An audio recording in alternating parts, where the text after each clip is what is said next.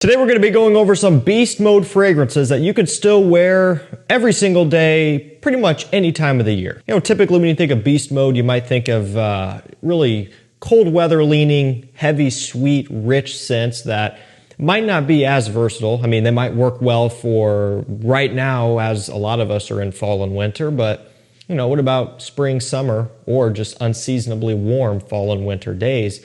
You know, sometimes those won't really work as well. And so when you have these beast mode fragrances that a lot of us do wish for, sometimes certain ones can come with a little catch. But that's not what we're going to be talking about today. All of these today are strong, meaning for me on my skin, 10 hours or more in terms of longevity. But not only that, they're actually really wearable. I mean, you could wear a lot of these in spring, moderate summer days, some more than others, right? There's going to be a scale of intensity on these that the person wearing will have to decide what works for them. But for the most part, these are just really easy to pull off. And that added performance is a major bonus because it's what we all really wish for deep down. Really strong performing scents that you can just use all the time. That's what these are. We're going to get things kicked off with my favorite affordable niche brand. It just is, right? It's Mancera Amberful. Now, this one's new as of this year. They released a couple new ones. This one and Eternal Wood. And maybe they put out a few more too, but these two were ones that I picked up at the same time. Fragrance By got them in, so I went ahead and got both. And between the two, my preference is Amberful. Eternal Wood is, it's very woody, obviously, but kind of oudy leaning, and it puts it into the category of, I just never reach for it, basically. While it does smell nice, the quality is good, the performance is amazing. Amberful also has great performance, great quality, smells amazing, and I just find that this is the type of thing that I personally reach for a lot more. It's got cedarwood, bergamot, yuzu, and a nice amberwood note in here that you would probably expect, which is just a super common note these days. It's kind of like a, I wouldn't say it's a derivative of ambroxan, but it's something that's oftentimes compared to and very similar to that note, but with a little bit more of a sweet woodiness rather than just a bright, effervescent freshness that is usually ambroxan at its core. The amberwood has a bit more going on, and in the case of this scent, the woods, the yuzu, the citrus really kind of helps to bring the scent together also to create something that's sharp, bright, and fresh, and a little bit creamy and woody as well. Coming in at an eau de parfum concentration, 120 ml, you know, you're already looking at around $100 or maybe just a touch under that. Very reasonable. Strong performance, nice, clean, refreshing aspect about this one, which gives it that versatility for not only warmer weather, but of course cooler weather too. I mean, it's never going to be looked down upon to smell fresh and clean in winter, right? Whereas sometimes, you know, it might be a little bit pushing the boundaries of smelling like tobacco and vanilla on a July summer day, right? So, you know, you can kind of see the way that things go here, but I just think that this one could work for about anything. Let's go over to Paradise Garden by Jean Paul Gaultier. Of course, it's Les Beaux Paradise Garden.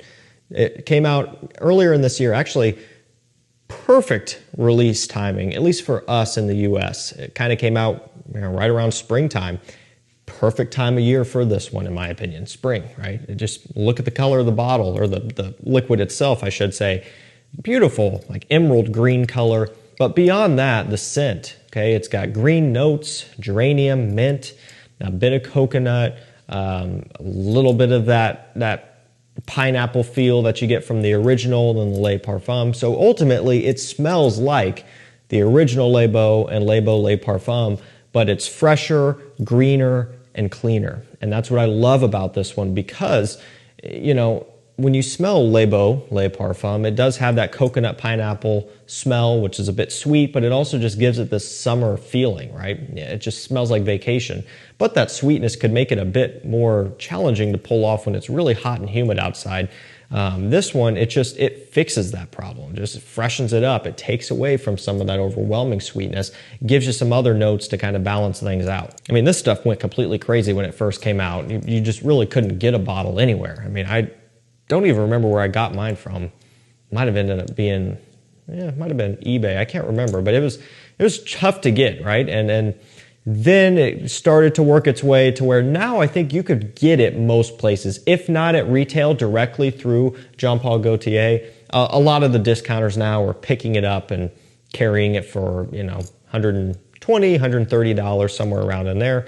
And I can't remember what retail is off the top of my head, but it's not too far off. So it is getting easier to get. It's a little bit out of season, but hence the video here. It's a strong performer that can work all year around. So while my preference would be spring and probably early summer, you know, if there was an abnormally warm winter day or just a day where I wanted something a bit green and fresh for something different, I mean, this is something I could look into and wear and it would work great. If you want to see what all the hype is about on this one and you don't want to buy a full bottle, we got samples of this and many more over on decantcenter.com. We'll have it linked down below for you. Super easy to get to. Got some of the best prices on designer and niche fragrance samples. We'd love to help you out. Let's go for something cheap. Up next, we have Afnan Turathi Blue. Afnan, great budget cologne brand. Well, I guess most cologne brands are technically budget, right? Because usually they're going to be anywhere from, well, I mean, it could be a range as broad as $15 up to $40, $50. And once you get up higher, it still is relative, $50 versus $250 or $300, right? But typically, cologne brands, budget friendly. The reason why I bring that up with Afnan in particular is because you can get Turathi Blue for as low as like $20 I've seen. Maybe even, I think I've seen it for testers for maybe even a bit less or just right around 20.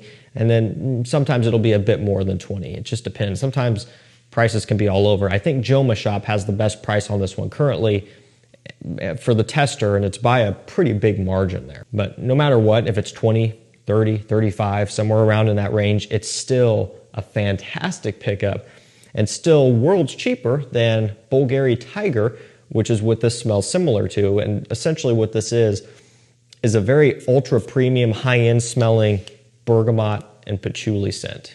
Bergamot, patchouli, nice amber note in here. It smells amazing. You know, you just kind of think, what more could you do with bergamot? Because that is one of the most widely used fragrance notes ever, right? I mean, pretty much everything has bergamot in it, right? And that's what I thought going into this, and that's why I never bought Bulgari Tiger blindly. And I still don't have it. I've only sampled Bulgari Tiger.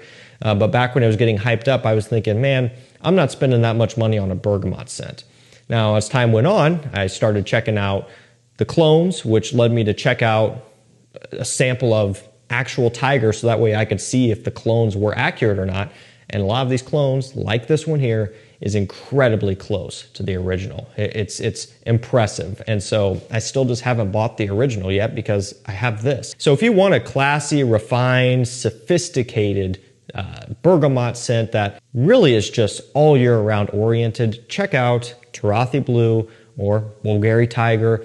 And again, there are a few other clones out there as well. I think this is probably one of the most affordable and just probably one of the best that you can get. This is going to have a little bit more of a mature smell to it. So if you're a younger guy and you're just kind of after more of the new style scents, I got you covered on this next one. It's Y Eau de Parfum Intense. This is just right now for me, the pinnacle YSL Y. This is the one to get for me. That just, if you're asking me, if anybody were to ask me, you know, I see all about YSL Y, which one should I get?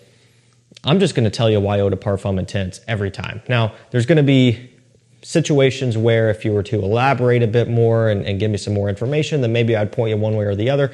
Not everybody does that. Some people just say, which one should I get? And that's all they ask. Eau de Parfum Intense. If you're a bit more specific, say you want something a bit sweeter, okay, I would go for the Eau de Parfum. You want something that is going to be just lighter and fresher overall, the Eau de Toilette, right? But aside all of that, this is just my favorite one right now. And the elixir is really good too. The price to everything else ratio, just it doesn't really compute for most. And while I still like it, it's not feasible for everybody. I think this one is it's one of the best purchases out there right now. Discounters, $100 for 100 ml, right around there. It's actually a little bit more affordable than the regular Eau de Parfum right now, which is usually around, I don't know, 110, maybe 115 on discounter. So you're saving some money with this. And what this does is it just removes the sweet apple from the Eau de Parfum, which does make the scent notable, and I think that's probably one of the things that propelled the Eau de Parfum to where it is just that sweet apple mixing with the amberwood, the lavender, the sage, geranium, all of that stuff, right?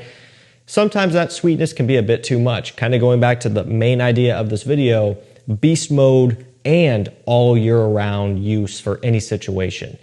Removing that sweetness just gives you more versatility for most people most of the time. Not to say that the Eau de Parfum isn't versatile. It definitely is. You could wear that for most situations as well.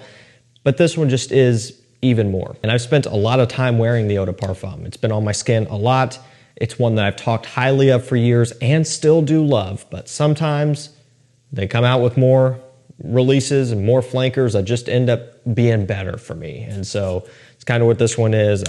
It's one when I got it in, I was wearing it for days in a row just because I was hooked on it. I loved it and it was easy. I had to drag myself away from this one to just wear some other things for a change when I first got it. So it's definitely one that's easy to get hooked on. What a great release from YSL. Next up, let's go with Rabanne Million Gold. It's such an interesting thing that they did here. It's kind of interesting just when you think of if it was intentional or not, but they're just dropping words, right? Instead of Paco Rabanne 1 million, right? Now it's just Rabanne Million. And this is the gold flanker. Now they did at one point have a 1 million gold, okay? Discontinued, has been for years. This is not related to the old 1 million gold. It's got orange, sandalwood, and some spices in here. It actually is quite a bit different than the original 1 million and a lot of the other flankers as well. So that's what I like about it because, I mean, there have been so many. So why do we need something that's just like that but just a tiny bit different? We really don't. And so I think that this one does go in the direction more so of a bit more unique, a bit more mature, a bit more refined. It still isn't the most exciting thing out there, but I think it's a step in the right direction. And I will say, I've noticed that with the Invictus line as well. I think they're doing a pretty good job. Invictus Victory, Elixir, Invictus Parfum even are two really solid scents that I think are a lot better than the remaining of the line right now. Same thing here. Now, 1 million Lucky is still amazing. Elixir is good too.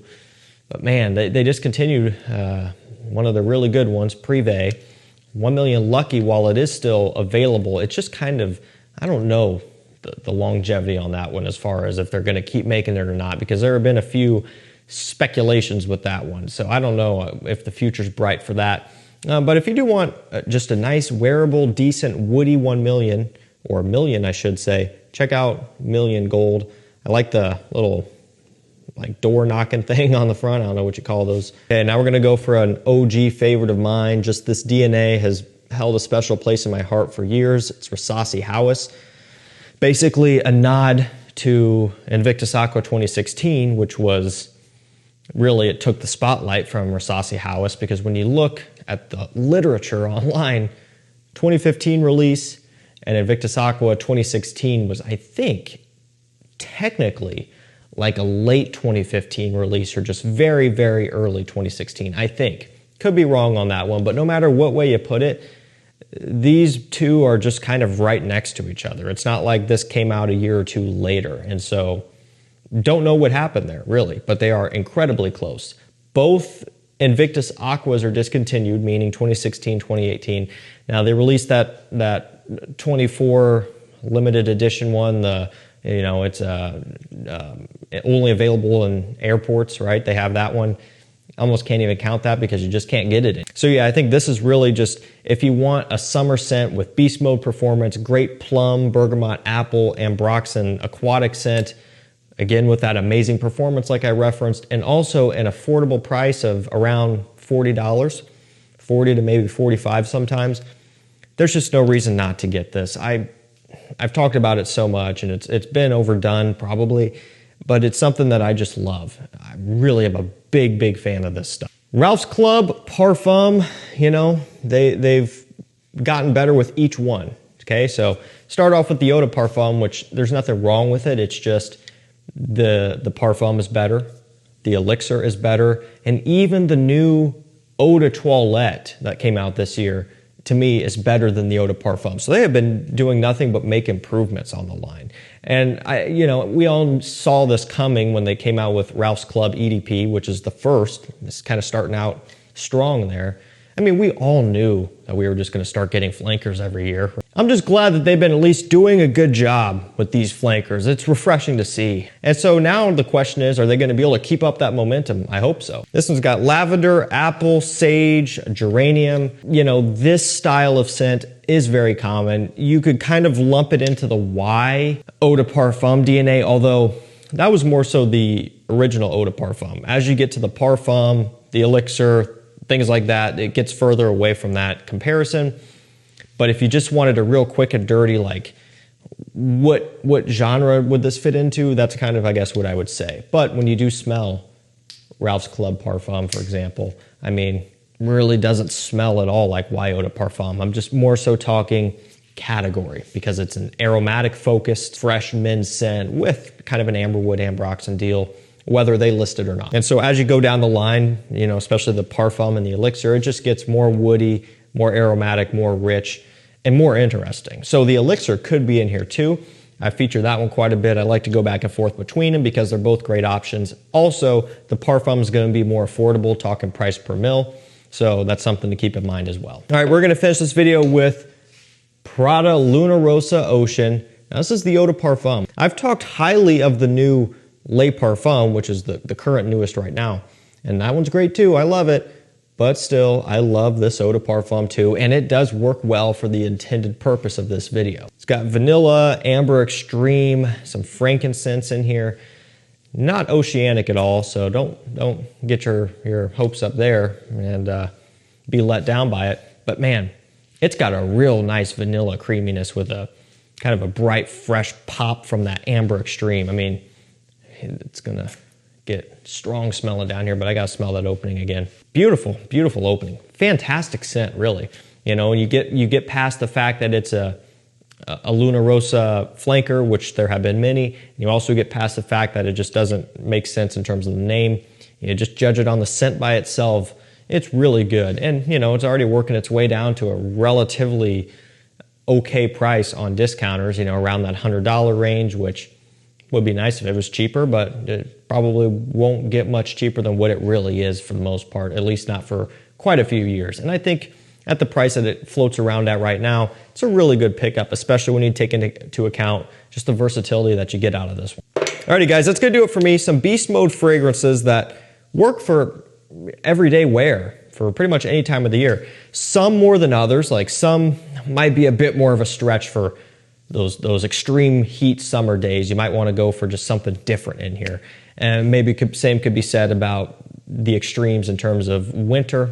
Some maybe not as much, but overall, I mean, it's really going to be impossible to just have something that just does every single thing that good. At least there's not going to be a ton of them out there. So this just gives you some variety. You can kind of pick and choose based on your climate. Maybe it doesn't get super cold there or super hot or whatever. And so you can kind of use that when you're deciding what to buy. But I will link everything down below to discounters. Also, if you're looking to try before you buy, you know, maybe you don't want to make a costly blind buy mistake, check out our website, decantcenter.com. We do have a few of these up on there for you to sample. And so plenty of other designer and niche as well. Constantly adding to the website. We'd love to help you out and get you some samples that you can just kind of see if it works for you or not. Thank you so much for watching. Stay safe, stay healthy. We'll see you tomorrow with another one. Take care.